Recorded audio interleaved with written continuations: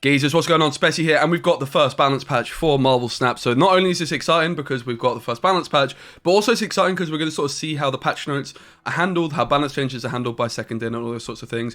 There's loads of general updates and bug fixes, which we will cover, but let's start off with the balance updates. If you want to see the patch notes yourself, they're in the description. Also, let me know in the comments what balance patch changes you like, if there's any you don't like. And also, don't forget to follow me on Twitch, where I stream every day Marvel Snap, twitch.tv/Specimen. Alright, first card, Colossus. Costs us 2-3, ongoing. Can't be destroyed, moved, or have its power reduced. So, I don't think it could be moved before. Maybe it could be moved, but it definitely couldn't be destroyed. But now it can't be moved, destroyed, or have its power reduced. This is in bold, so I'm assuming this is the change. I thought it could be moved before, though, but it's not a card I've played. That's pretty nice. Why not, right? Just give Colossus, like, a bit more of that feeling of when you play him. Kind of its power reduced, so there's cards like Hazmat, which could have lowered its power before. Also, you're going to be able to play it into places like the negative zone, and it's still going to be a decent card in negative zones. So it's actually a pretty big buff. Is the card going to be competitive? I doubt it, but like, I mean, it's going to be more of an option with more hot locations and stuff like that, right? Like if the negative zone is a hot location, suddenly you might be a bit more interested in Colossus, which previously you wouldn't have been particularly at all. So yeah, I like it. Why not? It's not the biggest buff, but it is a nice thematic buff.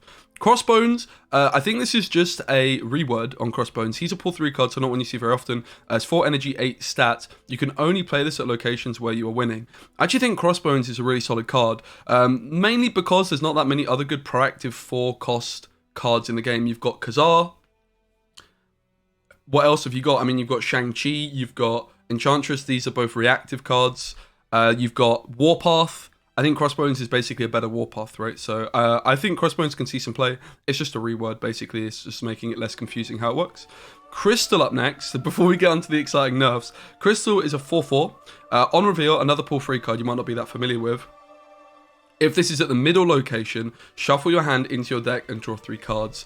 So she's working the exact same way, except you can choose not to do it now. So basically, if you play at the middle location, you are in fact going to be shuffling your hand into your deck. And if you play at the left or right, you're not. So it's just giving you the option. Seems nice. But obviously, there's going to be some very niche situations where you don't want a player in the middle, but you still want to draw cards. So obviously, there's some niche situations where this is worse, but like overall, it's a bit more flexible. So I think this is a nice card, a nice buff. I haven't played Crystal at all. Don't have a same with Crossbones, but Crossbones is kind of easy to work out. Crystal, I'm not exactly sure how she's working, but she's got some Okoye synergy, of course. And now we get onto the exciting ones, right? The big nerfs. Devil Dinosaur is now 4 cost, so they've just bumped it up by a cost, and that is it. There are some other nerfs to this deck that we'll get onto. I still think Dinosaur is an insanely good card though at 4 cost. I was kind of expecting them to maybe like start at -2 or something like that. But 4 cost I think is a bigger nerf than just losing 2 points. Obviously you have to play it a whole turn later. If you Moon Girl and have 2 dinosaurs, suddenly you can't play 2 dinosaurs on turn 6, which I think is really important as well. You're going to only be able to go like Dinosaur Sentinel on turn 6 instead of going like Dinosaur Sentinel Agent or Dino, right? So it's definitely a big nerf. Plus 2 power for each card in your hand, obviously working the same. So still 14 stats potentially. And the developer comment is, Devil Dino was way too powerful for its cost. Typically you can expect around a 6 power Devil Dinosaur without extra investment, which lands the card at roughly 4 cost worth of power. Once you start investing in its effect, its power shoots way beyond what a 3 cost card should achieve, with how easily cards like Sentinel and Moon Girl complement the Dino. We've decided to bump Devil Dino's cost to bring it more in line with the cost to power ratio we expect for cards. I still think Dino's great. And as I mentioned, there's actually not that many good 4 drops. Like I was just complimenting Crossbones. Well, you only need 4 cards in hand for your Dino to, at the end of the game, for your Dino to be as good as Crossbones, except that you can also play it on any row. Of course, it is weak to Enchantress and Rogue, whereas Crossbones is not. Crossbones also like can't die to Shang-Chi, whereas Dino could potentially. So, is Dino still good? Yes. Definitely still good, but it's significantly worse, but definitely a change that I'm on board with. I think it's like they could have kept it at 3 power and just made it -2 stats, so it just had a smaller ceiling, but I think this is a better way of doing it. 14 stats still potentially, but yeah. There's another nerf to Moon Girl, which we'll get onto. Another buff. In fact, we've got 2 buffs. Big buffs I'm really excited about. Doctor Strange got an extra point. Pretty significant. Like, a point doesn't seem like that much. But you got to remember in this game, the numbers are very, very small. So losing a point, or gaining a point, is a big deal. And similarly, like, gaining cost is a big deal. Like, the numbers are very, very small. So even though it might seem like a small nerf, these changes are actually very big. I think it's a really great change, just giving Doctor Strange an extra point. He deserved it. He feels kind of weak. I wouldn't also be against him just going back to like 2 power, 2 cost, but I guess they're worried about him being too powerful there, which I can absolutely understand, particularly because Craven just got buffed. And Craven has gone from one of the worst cards in the game to potentially a little bit OP. And I think this is a big help for movement decks, particularly because a lot of the movement cards are locked in pool 3. Human Torch and Dagger are 2 of the big movement payoff cards, which are in pool 3. I haven't got them, and I'm like collection level 800. But Craven is now a serious contender as an option. When a card moves, so it's now a 2/2, which I think it already was, right? When a card moves here, this gets +2 power, so its passive ability is basically doubled.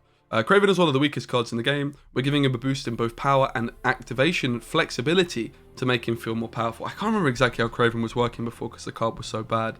But I think it's working the same, except it was buffing by 1, now it's buffing by 2. So all you need to do is move 1 card to Craven's lane, and suddenly it's playing for 4 stats for 2. Very, very solid. So you could play Craven into the far left row on its own, and then Heimdall, and move 3 cards in there, and then suddenly it's playing for, what, 8 stats? That's pretty damn good. But then you add into the mix cards like Cloak and things like that, where you can move it back to the right. Also, you could like Doctor Strange it into like a slightly quieter row. I don't know if it counts itself. I imagine it does. I imagine if you Doctor Strange Craven, Craven will still buff, like it will count itself, because it doesn't say when another card moves here, it just says when a card moves here. So I think you could probably get Craven to like 16, 18 stats, like relatively, I don't want to say consistently, but like if you go all in on that, you could probably get even higher, I think. Yeah, I think it's a really nice change. Like, why not, right? Craven was terrible. Okay, and then we've got a couple, well, we've got 3 more big nerfs, although one of them not so much of a nerf in my opinion. Well, I think it is, but we'll get on to that. Moon Girl, 4/4. She's gained a point, but she's also gained a cost. This is really a big, significant nerf. They could have kept her at 3 strength, but definitely 4 energy. The reason this is such a big deal is because you're Moon Girling a whole turn later. Now, Dino a whole turn later, it doesn't really matter because it's just a stat stick, right? Like, it's whatever. Like, obviously it means you can't play other 4-cost cards at that turn, so it is a big deal, but it's not as much of a big deal. Whereas with Moon Girl, it's really significant because a lot of the time you would just Moon Girl turn 3, and then turn 4 you could play one of your Dinos, and then on turn 5 you could play another one, etc. But now, if you want to go Moon Girl double Dino, you're going to Moon Girl turn 4, you're going to Dino turn 5, and then Dino again turn 6. So it's really a pretty big deal, right? Like, it's just limiting. Before you'd be able to go Moon Girl turn 3, Dino turn 4 plus a card, Dino turn 5 plus a card, and then you get to play 6 drop. Well, now you don't. Now you don't get to do that, so it's a really big deal. Moon Girl is still a very, very strong card. She's activating a lot of decks, like I've seen a Swarm Collector deck. There's actually no nerfs to Collector, which I'm pretty disappointed by. That was probably my main card that I'm unhappy not to see nerf. Obviously, Moon Girl is a big payoff card for that, but there's actually another deck doing the rounds with Swarm and Collector's getting like 20 stats. Like, Collector's just overtuned for sure. It needs to either go to 3 cost, or I'd probably just keep it at 2 costs and buff by 1. Like, honestly, you could half its power and I still think the card's good. I guess you don't want to kill it too much. So, maybe I shouldn't be suggesting balance changes myself, because I haven't thought about it that much, right? But, yeah, I think Collector needs a nerf, but it hasn't been. It's probably the main card, which I think escaped a nerf. But obviously, Moon Girl is a key card with Collector. So, and they mention it like she primary X is nerfing the Collector, also to mitigate future scenarios where her enabling unintended low cost card combos like Nova, Carnage, etc. So yeah, I think it's a really, really nice nerf. Definitely making her 4 cost seems good. Wouldn't be that surprised if she's still pretty damn good though. Like, just inherently being able to double your hand is kind of nutty, because if there's rocks in your deck, for example, you don't care. Like, you don't have to rely on drawing. If your opponent's milling you, whatever, you don't care. You just double your hand, and it's like you can only draw 1 card per turn usually, but with Moon Girl you're drawing like 4 cards in 1 turn, right, essentially, because you're duplicating your hand and then drawing another. Also got synergy of like buffing, like if you buff up your hand and then you Moon Girl the cards that are buffed, the Moon Girl copies are also buffed. So yeah, and there's Quinjet as well to make things cheaper. I just still think Moon Girl's really very bloody good. I really do. I actually think that she could have been 3 power and she would still see a lot of play. But yeah, definitely happy to see this nerf for cost. Speaking of nerfs, I'm happy to see Nova is now buffing everything by 1. Thank Lord Jesus. I mean, let's be honest, it should have always been like this. As soon as I saw Nova and saw it was buffing by 2, I was like, you what? You what? Nova's still good, guys. Like, do not be fooled. Nova is still a very, very, very good card. One of the highest, maybe the highest ceiling 1-cost cards in the game still. one of the best Death Wish cards. Obviously, you want to keep it at 1 cost for the Killmonger synergy, but even if you just draw it and don't kill it with, don't consume it, it's still just playing as a 1/2, right? The thing is, in order to really get the value from it, you are going to need to be, a lot of the time before, like if your Nova gets answered by Electra, for example, you're still playing for a lot of points, right? Excuse my phone vibrating. Whereas now, if your Nova gets Electra early, it's really bad, right? A lot of the time also, like you could Killmonger or Carnage early and still feel good about it, like getting points, but now you could potentially be losing points because it's only buffing things by 1 and you're losing those 2 stats potentially, right, with a card like Killmonger. So yeah, like Nova's still good for sure, obviously nowhere near as busted, and I'm really, really excited to no longer see double Moon Girl Nova decks, although honestly you could still double Moon Girl Nova and it would probably be winning you some games, like, but obviously if you're playing 2 Novas, they're basically playing for the amount of points 1 Nova would have previously. Very happy to see that. Okoye. I'm happy to see Okoye get a nerf because I do think she was too good at her previous. She's now 1/1. She was previously a 1/2, so she's lost energy. So she's twice as good, right? No, because she's now only buffing everything in your deck by 1 power instead of buffing it by 2. So your Chavez is now 11 points instead of 12. I think that's a really nice change. Having said that, I think this card is still too good, right? Like it's one of the best 1-drops in the game. Like. The biggest downside is if you draw it late, it's terrible, right? Like it's a 1/1. But if you draw it like turn 1 and play it turn 1, it's probably still worse than the previous Okoye if you drew it at turn 2. I do think it's a worse card. But if you find her on turn 1, you play turn 1, is there any better card in the game, like to play on the first turn? Almost definitely not, right? So I think Okoye is still fantastically good, particularly when Jubilee Chavez is interacting like it currently is, because you're just getting extra points on that combo. Definitely worse than it was, but yeah, I think this card is like really good still, to be honest. Yeah, I'm happy to see this change. I think, like, honestly, she is probably deserving of a 1 cost card with like this. I like it. I think just make her 0 power, to be honest, because then she's got like more of a downside, right? Yeah. Cool. White Queen. 4/6, so she's staying the same, but draw a copy of the highest cost card in your opponent's hand. Lovely. Previously, she was drawing a copy of a 6 cost card, and she was just whiffing, right, a lot of the time, because they even said, oftentimes White Queen felt like a 4/6 on reveal, say no cost 6 cost card in hand. Exactly. Now this is a much better contender for collector decks, for dinosaur decks.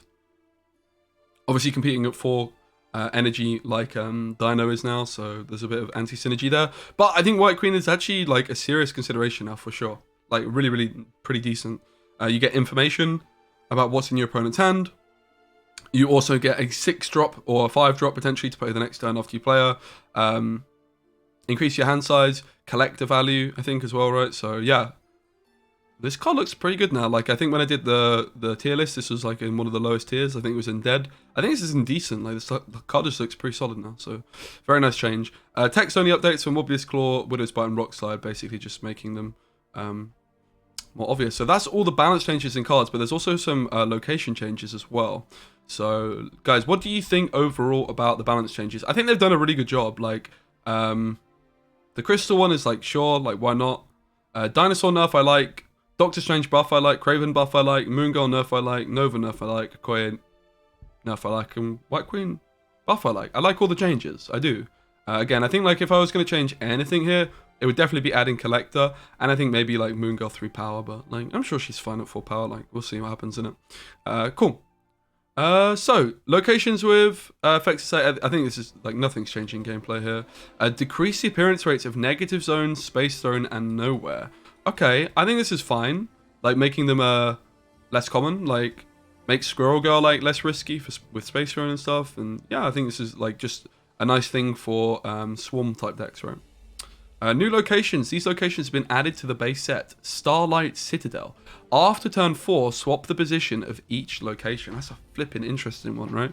So imagine you've stormed a lane, and then Citadel is there, and Citadel is just swapping the flooded lane. Pretty cool. I'm excited to see this in action. Death's Domain. When you play a card to destroy it, so basically it's Nowhere. So Nowhere's turned into Death's Domain, and Nowhere's got like a new one. And then the Icebox is a new one. Give a card in each player's hand plus 1 cost. Obviously Iceman, Icebox, similar abilities. Cool. This also seems cool. I like it. Location updates. In fact, like just to touch on Icebox, like the interesting thing about this is you're not going to know what is plus 1 in your opponent's hand. And in theory, unlike Iceman, this could hit 6 cost cards, right? So you could hit your opponent's Hulk and turn it into a 7 cost card, which can then no longer be played.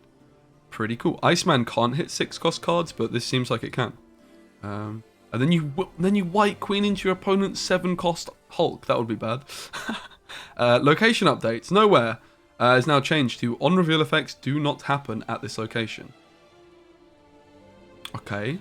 We felt the theme of destroying a card on play fits much better with death, so we shifted the effect to Death's Domain and gave Nowhere a new ability. Makes sense, obviously Death is a, like 12 cost card and you reduce the cost of it for every time you destroy something, so yeah, makes sense, cool.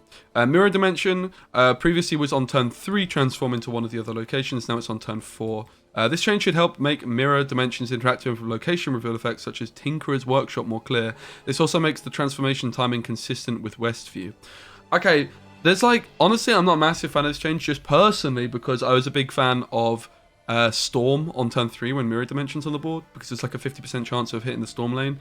It's still a thing though, right? Like, I guess, like, instead of being flooded, it's going to be flooding, it's going to be flooded. So actually, it's still interesting. Bug fixes, there's a whole bunch of, and then let's look at the ones above as well, which was the changes to general updates. Improve the collecting experience for the free daily credits available in the shop, plus a new reminder to claim your free daily credits. Cool. Improvements to the player name profanity filter. Good, because I've seen some questionable ones. Added the ability to mute your opponent's emotes. Yeah, definitely a nice feature for those guys that are going snap ? Improvements to the newsfeed, including a full screen view for the new posts. Cool. Added a daily limit to the amount of boosters earned from post-game rewards each day. Controversial. So you're now limited by the amount of boosters you can get each day. 200 boosters per day. I think that's still quite a lot, to be honest. Basically, the logic is, right, let's just read their comment. While this change will affect less than 10% of players, we think it will help keep our current season balance a little better for the players it does affect. Once players get too many boosters, they can't use them anyway, as they won't be able to get enough credits to convert them to collection level. So basically what they're saying is they're limiting the amount of boosters you can get per day, so then you don't just have tons of useless boosters lying around, right? That's the idea, which makes a lot of sense. People feel like boosters are useless. They want to have boosters to pad out things like the collection tree and the season pass. But if boosters are a useless reward, then that padding out feels just like padding out. Whereas if they're not useless, it's just an actual extra resource that you'd be happy to get. Like imagine getting the season pass and getting 15 boosters for your Doctor Strange and feeling happy about it, because at the moment it's just an irrelevant thing, right? But it makes sense. Honestly, I can get behind this change, like whatever. I don't think it's really going to be impactful. We'll have to wait and see though how it actually plays out on fresh accounts and stuff. Obviously, at the moment people are credit starved, and now people are going to be booster starved. I don't know. People can do the maths on that. So yeah. Missions is now easy to complete. The win a location with only 1 card, daily missions, cool. So basically the normal objective is now to reduced to 1 from 2, and the hard mission objective has now been reduced to 2 from 4. Like these are the ones that would just take ages, right? Win a location with only 1 card, kind of tough to do. So it makes sense to make them easier. Missions with complete missions as a goal will now make progress when players actively claim missions instead of when missions are merely fulfilled. So basically, like on the season pass, for example, there's one that's like complete 20 daily missions. Before it would just update when you finish the mission, but now it updates when you claim the mission. Cool. Season Pass. Starting with Season 2, Premium Season Pass purchase now unlocks the first reward instantly. So as soon as you buy the next Battle Pass, you're going to get the card. Makes sense? Increased XP rewards granted for completing season missions. Okay, nice. This should make it easier to complete the Season Pass even if you just do the missions. So, easier to complete the Season Pass. This also means you're more likely to progress further on the Season Pass, which means more credits, which is good, because credits equal collection level. So this is a really nice change. More credits, basically. Season Pass reward updates. Increased total credits rewarded over the entire season from 2,100 to 2,400, and decrease the total boosters rewarded over the entire season from 200 to 185. So basically, 300 more credits, but you lose 15 boosters. I think people are going to be very happy with that as well. 300 extra credits, why not? Particularly as well because like these XP rewards are increasing, and once you hit 51, you're getting 50 credits each time. So yeah, maybe like an extra like 400, 500 credits or so each season compared to normal. Pretty big deal, right? It's like a whole day of progress or so, like an average day of progress. So that's really nice. Season Pass may now displays current Season Pass level instead of the... Yeah, this is like a weird bug, right? It was showing like the next one. Just All right, so that's all the general updates, the season pass, the balance updates, the location updates, and then let's take a quick look at the bug fixes. There's a lot of them. Fixed an issue with certain devices that would cause players to get stuck at the splash screen or first tutorial. Lots and lots of fixes for various characters and variant card arts. Fixed an issue that caused the bar of no name sound effects to endlessly loop even post game. Fixed an issue that would cause bar of no name to have no sound effect. Addressed an issue that would cause elements from the game screen to show behind cards during the end of the... Yeah, okay, I saw this one a lot. Fixed a problem that would cause the watcher's visual effect to show up if your opponent had been hand or player. Okay, I didn't know that. Resolved an issue that would prevent cards unlocked from season pass rewards from being infinity split. Fixed an issue where Doctor Strange would stop attempting to move cards too early if it made unsuccessful attempts, such as on Colossus. Okay. Fixed an issue where Doctor Strange wouldn't always pull cards if there were multiple cards with the same power. Yeah, this is definitely one I experienced. Doctor Strange was very dodgy. The other main one that I have experienced is Lockjaw in Danger Room, so we'll see if they've sorted that. I let them know, but only like a few days ago, so I imagine it might have missed this one. Fixed an issue where the hard win a location with 4 cards mission was not giving the right rewards. Fixed an issue causing Domino and America Chavez to interact unexpectedly with Weird World. Nice. Fixed a rare issue that would result in duplicating starting locations. Fixed various R-snap errors that could kick players out of matches. Fixed an issue where the cards could sometimes show grayed out when focused in the collection. Fixed an issue where you briefly see the wrong season pass header information when going into the season pass menu. Yeah, we've definitely seen that. Fixed an issue where cards and locations from the game board can show up during the end of game screen results. Definitely seen that. And finally, fix an issue where it was possible to activate main menu buttons while on the mission screen. Cool. So there's no mention of the Domino bug. Like, Dominoes are a very buggy card. There is like a mention with the Chavez Weird World, which is definitely good. You were basically drawing 2 cards with Weird World with Chavez. You would draw Chavez and another card, and you just shouldn't be drawing Chavez at all, right? So that's good to see. This is actually like a really significant bug, which you're going to have to probably get used to. You're going to be expecting to draw her and you're not, right? Your opponent would draw her in theory if you play Chavez with Weird World. So yeah. Domo is still like quite buggy though when it comes into your hand a lot of the time. It like appears on the board and then disappears. So hopefully they sort that out. And also, yeah, the main other bug I've seen is Lockjaw with Danger Room. If you play Lockjaw into Danger Room, it survives, and then you play a card next to Lockjaw and that dies.